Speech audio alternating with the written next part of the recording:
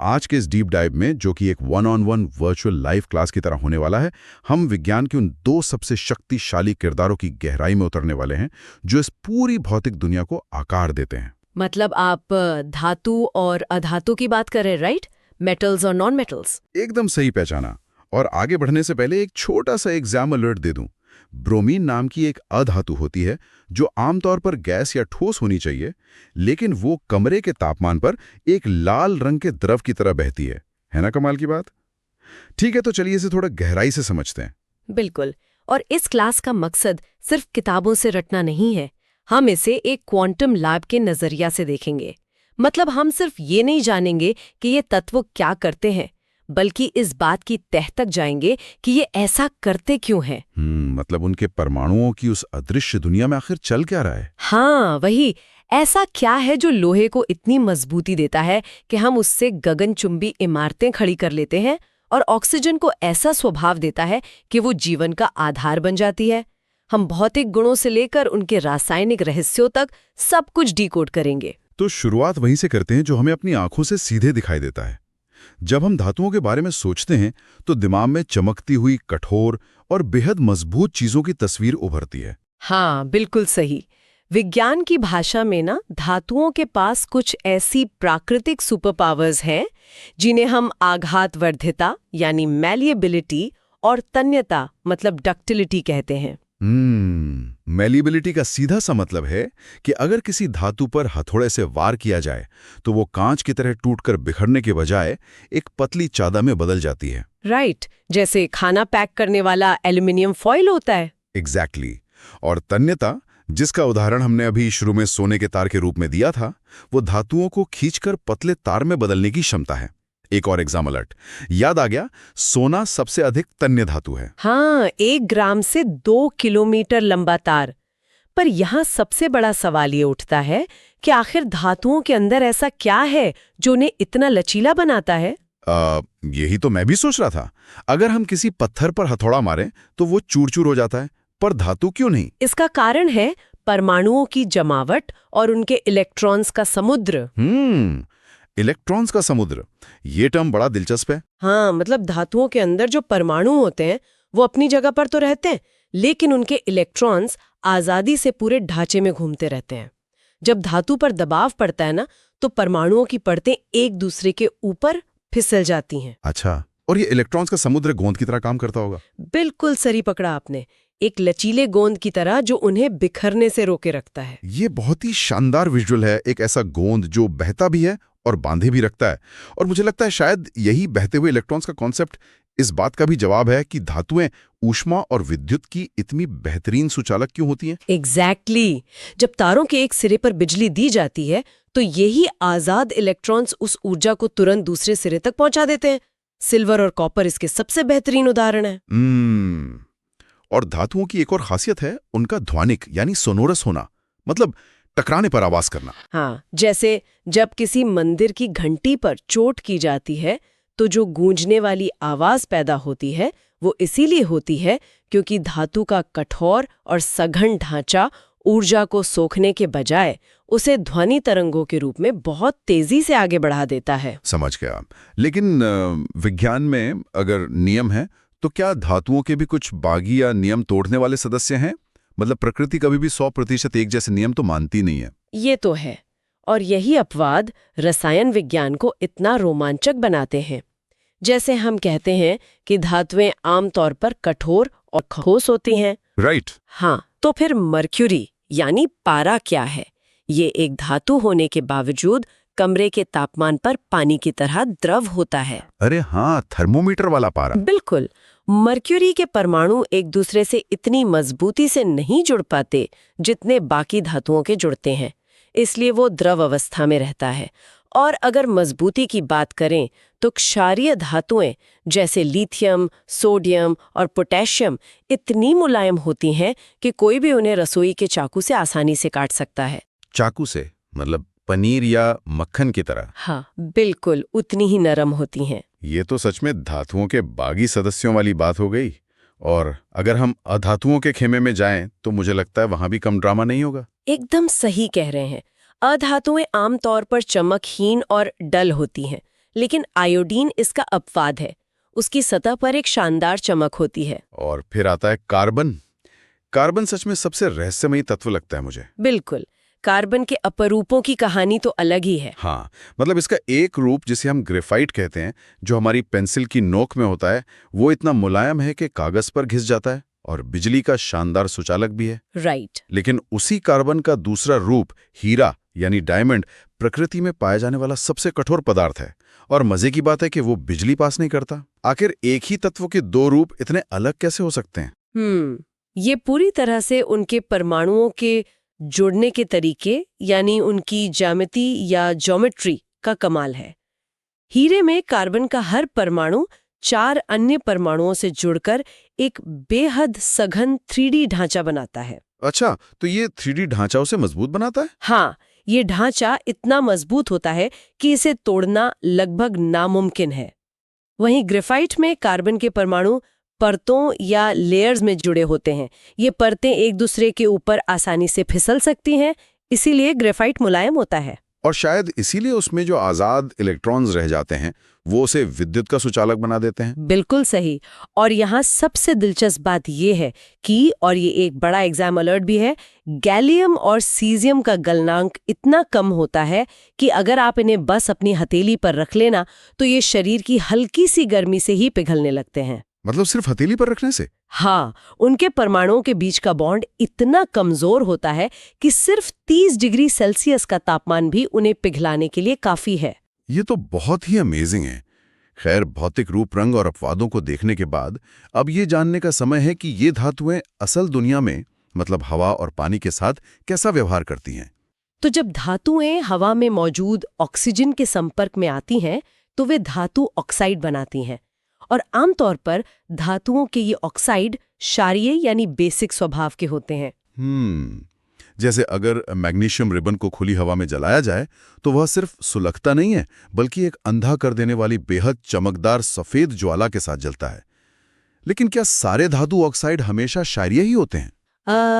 नहीं, यही तो कैच है। प्रकृति में कुछ ऐसे गिरगिट भी मौजूद है जो अपना रंग बदल सकते हैं। अच्छा, वो कैसे? एल्यूमिनियम और जिंक जैसी धातुएं जो ऑक्साइड बनाती हैं, उन्हें हम उभयधर्मी ऑक्साइड्स या एम्फोटेरिक ऑक्साइड्स कहते हैं।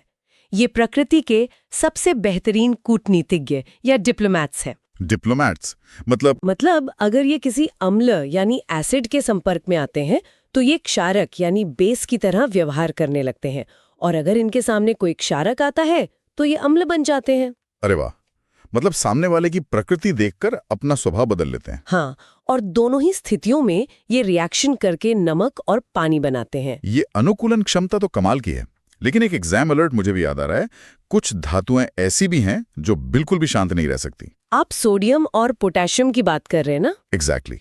सोडियम और पोटेशियम का स्वभाव इतना आक्रामक है कि अगर इन्हें खुली हवा में बस रख भर दिया जाए तो ये हवा की नमी और ऑक्सीजन के साथ इतनी तेजी से रिएक्ट करते हैं कि तुरंत आग पकड़ लेते हैं।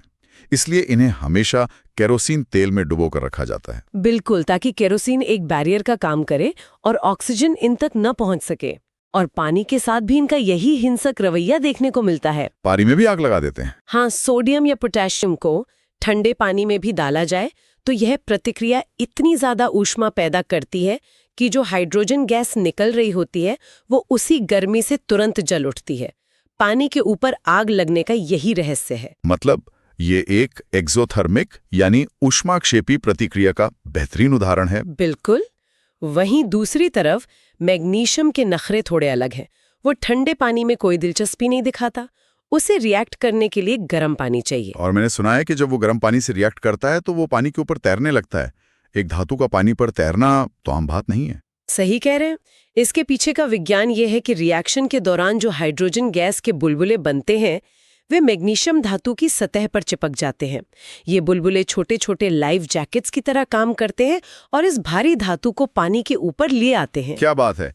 और एल्यूमिनियम, आयरन और जिंक का क्या? वे तो न ठंडे पानी से रिएक्ट करते हैं न गर्म पानी से। उन्हें हिलाने के लिए बहुत ऊर्जा चाहिए, इसलिए ये सिर्फ भाप यानी स्टीम के साथ ही प्रतिक्रिया करते हैं।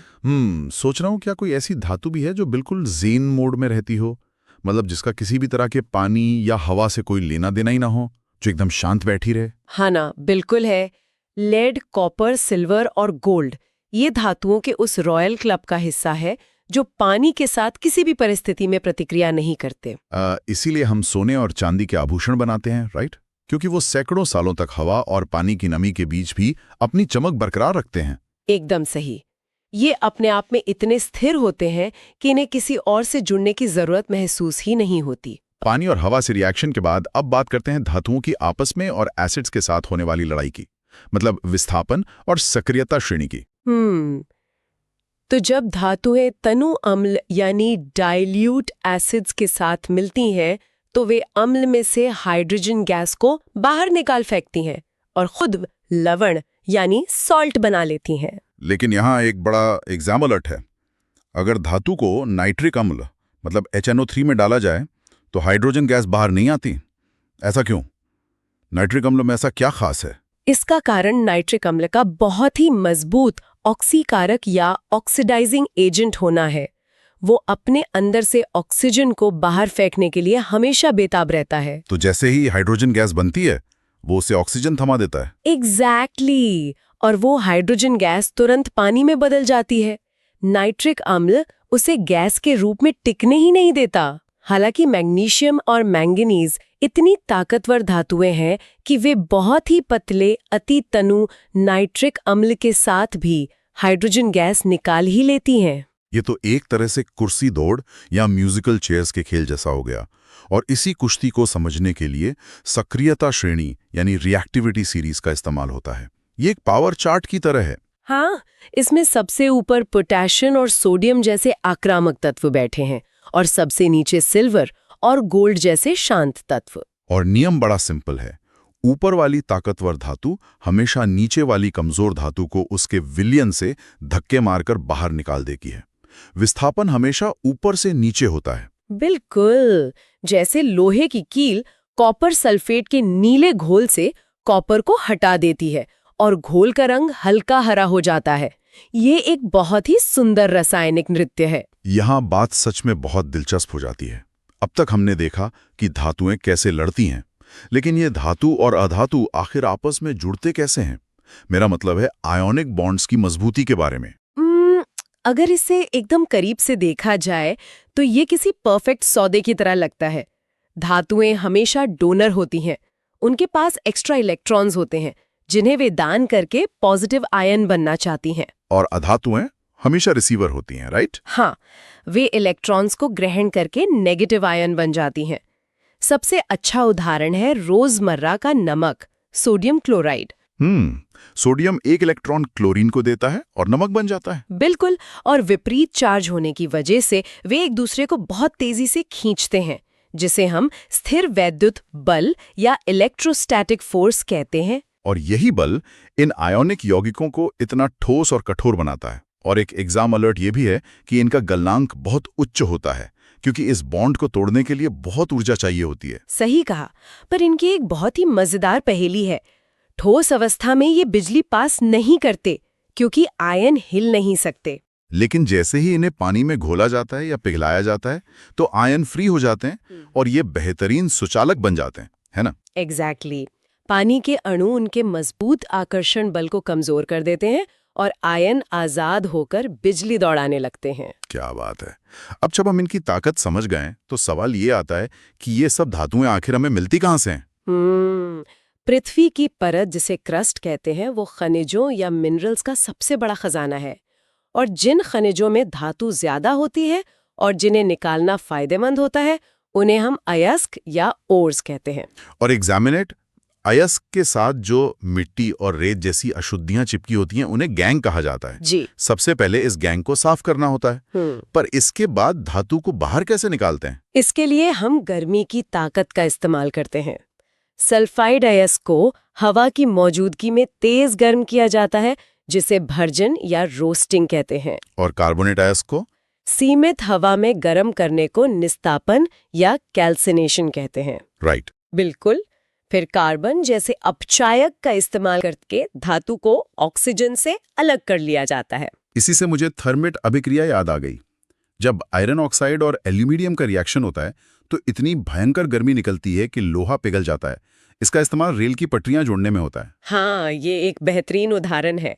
लेकिन जो धातुएं सक्रियता श्रेणी में सबसे ऊपर है, जैसे सोडियम या एल्यूमिनियम, वे कार्बन के लालच में नहीं आती। तो फिर उनके लिए क्या इस्तेमाल होता है? उनके लिए हम बिजली का प्रहार इस्तेमाल करते हैं, जिसे विद्युत अपघटनीय अपचयन या इलेक्ट्रोलाइटिक रिडक्शन कहते हैं। भारी मात्रा में बिजली का करंट उस मजबूत बॉन्ड को चीर कर रख देता है। लेकिन क्या ये प्रक्रियाएं हमें 100% शुद्ध धातु दे देती हैं? मुझे लगता है कुछ अशुद्धियां तो बची जाती होंगी। हाँ, बिल्कुल बच जाती हैं। इसलिए अंत में विद्युत अपघटनीय परिष्करण या इलेक्ट्रोलाइटिक रिफाइनिंग की जाती है। अशुद्ध धातु के ब्लॉक से शुद्ध धातु निकलकर एक पतली पट्टी पर जमा होने लगती है। और जो गंदगी बचती है वो नीचे बैठ जाती है, जिसे एनोड पंख कहते हैं। राइट। तांबे और सोने जैसी धातुओं के लिए यही तकनीक इस्तेमाल होती है। एकदम सही। और शुद्ध धातु पाने के बाद इंसान ने उन्हें और बेहतर बनाना भी सीख लिया है। आप मिश्रतु यानी अलॉयज की बात कर रही हैं। ये प्राकृतिक धातुओं के सुपर कॉम्बो हैं। बिल्कुल। शुद्ध लोहा नरम होता है, पर अगर उसमें सिर्फ 0.05% कार्बन मिला दिया जाए तो वो कठोर स्टील बन जाता है। और पीतल जो तांबे और जिंक से बनता है, या कांसा जो तांबे और टिन का मिश्रण है, ये सब मिश्रतु ही तो हैं। हाँ, और एक एग्जाम अलर्ट यहाँ भी है। सीसा और टिन का मिश्रतु सोल्डर कहलाता है, जिसका गलनांक बहुत कम होता है, इसलिए ये वेल्डिंग में काम आता है। और अगर किसी मिश्रतु में पारा हो तो उसे अमलगम कहते हैं। तो आज के इस क्लास, या यूं कहें कि हमारे इस डीप डाइव सेशन में, हमने तत्वों की बेसिक बनावट से लेके उनके अपवादों, रिएक्शंस की ताकत, आयनिक बॉन्ड्स की मजबूती और धरती से निकालकर उन्हें अलॉयज में बदलने तक का पूरा सफर तय किया है। बिल्कुल। और जाते जाते श्रोताओं के लिए एक सोचने वाली बात छोड़ना चाहूंगी। अगर इंसान आज धातुओं और अधातुओं को मिलाकर इतने कमाल के अलॉय बना सकता है, तो सोचिए भविष्य में जब हम अंतरिक्ष के क्षुद्र ग्रहों से या गहरे समुद्र से नए तत्व खोजेंगे तो क्या होगा। ये तो सच में दिमाग हिला देने वाला विचार है। हाँ, मतलब वे नए तत्व हमारे स्मार्टफोन्स, गाड़ियों या हमारे मेडिकल इम्प्लांट्स को कैसे हमेशा के लिए बदल देंगे। क्या अगली औद्योगिक क्रांति किसी ऐसे तत्व पर निर्भर होगी जो अभी तक खोजा ही नहीं गया है? ये बहुत ही शानदार और सोचने पे मजबूर करने वाला सवाल है। इसी विचार के साथ हम आज के इस सेशन को खत्म करते हैं। इस जानकारी पर विचार करें, अपने आसपास की दुनिया को इस नए नजरिए से देखें और अपनी जिज्ञासा को हमेशा जिंदा रखें।